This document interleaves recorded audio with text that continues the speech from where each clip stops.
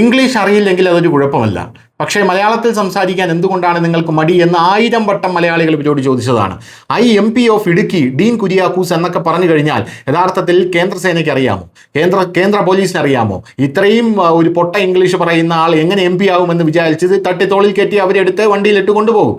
ഇതാണ് കാണാൻ സാധിക്കുന്നത്. എന്തായാലും CJPയുടെ കൂടെ ചേർന്നുകൊണ്ട് ഡൽഹിയിൽ കോൺഗ്രസും പ്രതിഷേധത്തിനായി രംഗത്തിറങ്ങിയപ്പോൾ കണ്ട കാഴ്ചയാണ് ഇത് എന്നുള്ളതാണ് പ്രധാനപ്പെട്ട കാര്യം. ചോദ്യപേപ്പർ ചോർച്ചയിൽ പ്രതിഷേധിച്ച വിദ്യാർത്ഥികൾക്കെതിരായ പോലീസ് ലാത്തിചാർജും ഡൽഹിയിൽ രാഷ്ട്രീയം ചൂടുപിടിച്ചിരിക്കുകയാണ്. അതിൽ Wayanad MP Priyanka Gandhi, party president Mallikarjun Kharge, പ്രതിപക്ഷ നേതാവ് രാഹുൽ ഗാന്ധി എന്നിവരുൾപ്പെടെയുള്ള കോൺഗ്രസ് നേതാക്കൾ പ്രധാനമന്ത്രിയുടെ 7 ലോക് കല്യാൺ മാർഗിലെ വസതിക്ക് സമീപം ധർണ നടത്തി. രാഹുൽ ഗാന്ധി അടക്കം തട്ടിത്തോളിൽ കയറ്റി പോലീസ് കൊണ്ടുപോയി എന്നുള്ള റിപ്പോർട്ടുകൾ പുറത്തു വരുന്നു. പോരാത്തതിന് കേന്ദ്ര സർക്കാരിന്റെ ഒരു വമ്പൻ നീക്കം ഇതിന്റെ ഇടയിൽ നടന്നിട്ടുണ്ട്. ഇതിൽ പങ്കെടുത്തപ്പോൾ, അതായത് CJP പ്രൊട്ടസ്റ്റിൽ പങ്കെടുത്തപ്പോൾ പരിക്കേറ്റ വിദ്യാർത്ഥികളെ കേന്ദ്ര സർക്കാരിന്റെ പ്രതിനിധിയായി JP നഡ്ഡ പോയി കണ്ടു എന്നുള്ള റിപ്പോർട്ടുകൾ പുറത്തു വരുന്നു. JP നഡ്ഡ അവരെ ആശുപത്രിയിലാണ് സന്ദർശിച്ചതെന്ന വാർത്തകൾ പുറത്തു വരുന്നു. യഥാർത്ഥ വിദ്യാർത്ഥികൾ അവരെയാണ് പോയി കണ്ടിരിക്കുന്നത്.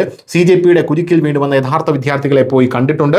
എന്തായാലും ഡൽഹിയിൽ കോൺഗ്രസിന്റെ പ്രതിഷേധത്തിൽ രാഹുൽ ഗാന്ധിയും അഖിലേഷ് യാദവിനെയും അടക്കമുള്ളവരെ കസ്റ്റഡിയിൽ എടുത്തിട്ടുണ്ട് എന്നാണ് നമുക്ക് ലഭിക്കുന്ന വിവരം. News desk Malayalam.